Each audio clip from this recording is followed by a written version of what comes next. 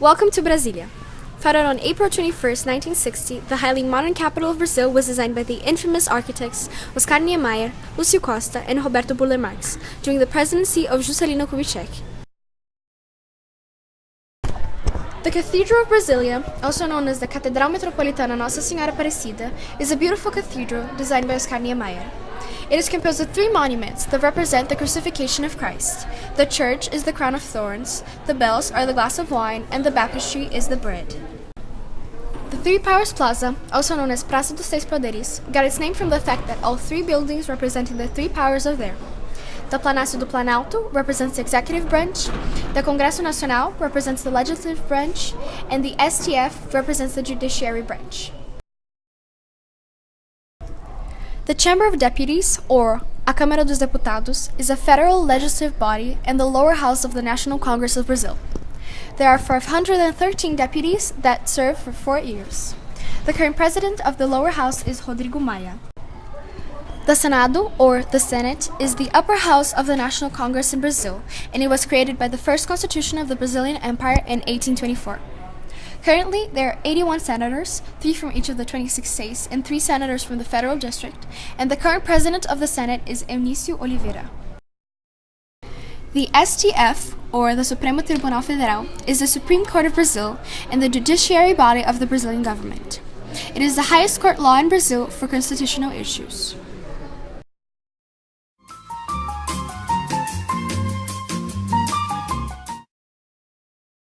Ceilândia is a satellite city that originated from a water catcher box created by Hélio Patres de Silveira, the governor of DF around 11 years after the foundation of Brasilia. Although regular settlements near Brasilia were demanded to be eradicated, Ceilândia kept on growing. The area is the second biggest favela in Brazil and a place in which poor citizens struggle to survive from social inequality and poverty. The organization Atitude is a non-profitable social institution, idealized and generated by young inhabitants of the satellite city Ceilândia. The organization uses art as a tool of social transformation to bring forth social equality. They offer workshops on street dancing, DJing, rapping, and graffiti drawing. Faz rap gospel, rap cristão, e você entrou nesse mundo de rap cristão há 1 ano, mas você faz rap há 15 anos. Como é que começou a sua formação em rap? Foi o seguinte, eu fazia rap, letras, que talvez fizesse com que os jovens da minha comunidade que conviviam comigo, talvez tivessem atitudes que não agradavam a Deus. Talvez incentivando que aquele jovem tivesse um ato impensado e fizesse algum mal a alguém à sociedade, incentivando o uso de droga, de violência ou de algo que não agradasse nem a Deus, nem tampouco a mim ou a minha família. Hoje, por ser pai de família, como eu relato, eu tenho um filho de 14 anos que me acompanha e tenho uma filha de 5 anos. E eu não queria que os meus filhos passassem por coisas que eu via acontecer, com jovens que eu via acontecer. Aí eu falei, eu preciso fazer algo para mudar. Eu preciso mudar a história da minha comunidade, dos meus vizinhos, dos filhos de amigos que convivem comigo. E Deus tocou no meu coração para fazer letras que mudem a história desses jovens, que tragam coisas boas para esses jovens. The Rede Sustentabilidade is a Brazilian political party founded in 2013 by Marina Silva, focused, as the name suggests, on all kinds of sustainability, social, economic, and environmental. The party defines itself as an association of citizens who want to overcome the monopolium of some parties in the political representation, improve the quality of Brazil's democracy, and act politically such that all decisions made by the government lead to the fair and sustainable development of the nation. Its ideals are to revolutionize politics in Brazil and to create a more sustainable and equal society for all. As to where the party stands when it comes to political sides, the founder declared that it would not be neither right nor left, but rather ahead. Born in São Paulo, Lucas Brandão is part of the Rede Sustentabilidade and, while at Brasilia, gave us a talk on the Rede's ideals and his own political career. The USP's social science major now works at the Chamber of Deputies as a parliamentary assistant. Born in a simple family in Paraná, Aliel Machado became councilman at the age of 23, and later the youngest president of the chamber ever. In 2014, decided to run for deputy and became the youngest to ever be elected. In Brasilia, he talked to us about the Children and Teenagers Statute, gun laws, and the reduction of penal age. Born and raised in São Vicente, Caio Amado is a Brazilian politician, graduated in public policy management, and specialized in political science. Last year, he ran for mayor in São Vicente as part of the Rede Sustentabilidade, but did not win. While at Brasilia, Amado talked to us about his political journey and the importance of being political citizens. While walking through the city, we stumbled across a memorial for Juan Galdino Jesus dos Santos, a Brazilian indigenous leader who was brutally murdered while asleep at a plaza in Brasilia. To talk about the matter and the moral and social implications of it in our society, we interviewed Mr. Han. So I don't know details of it, but from what I know, I think it happened in the 90s, 97, I think. So there was a conference for Native Indians, and this individual, Galdino, at night, he didn't have a place to stay. So all the albergues were closed by the day. They were full, so he did not have a place to go. So what he did, he went to this public space, to the park, and he found this shelter, and he decided to sleep. But on the same night, two guys came with gasoline, and they threw it on his body, sleeping. They put fire on him, and he died.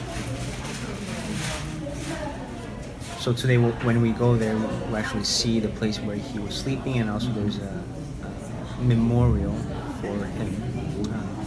And I think it's interesting to see that the impact of that. Personally, when we went there, we talked a little bit about how we felt about being there. What was your personal idea that you got from there? How did you feel being there? Well, I think the initial feeling when you go there is of disgust, of injustice, how people can treat other people, other humans in that way.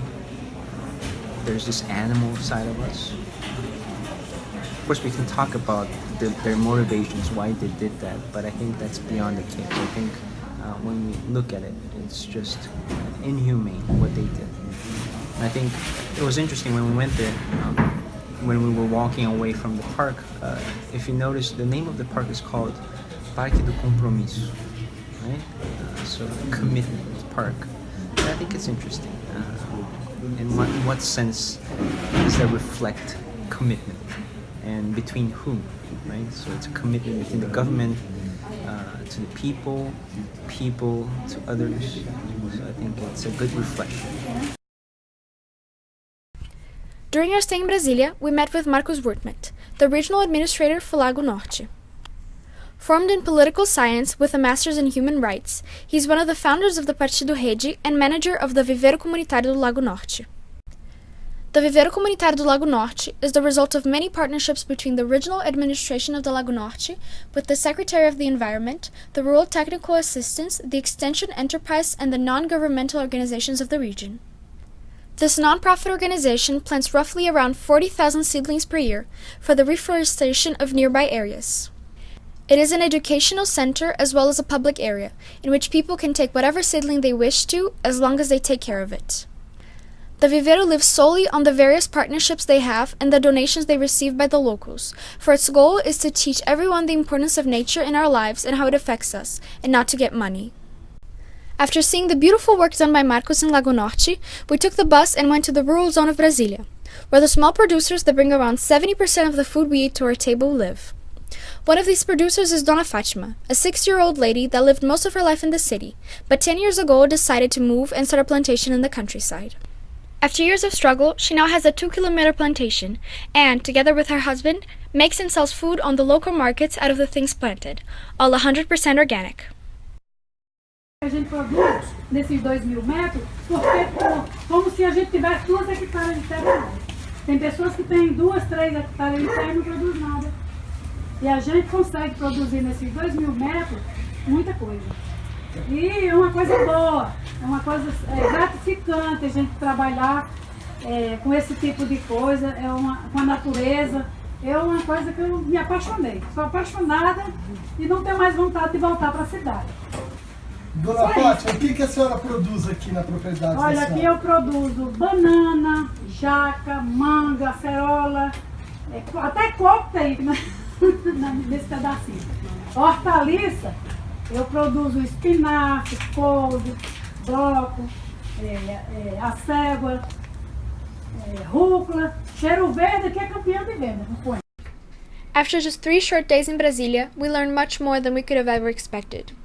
Not only did we get to visit the beautiful and rich capital of our country, but we were also able to meet Ceilândia and the difficult reality its inhabitants live in. We didn't only learn about the economical and social aspects of Brazil, but also about the environment and how we, as teenagers, can make a change. Inspired by Fátima, Marcos, Grupo Atitude, and the Partido Rede, we come home with hopes of both helping and revolutionizing our community.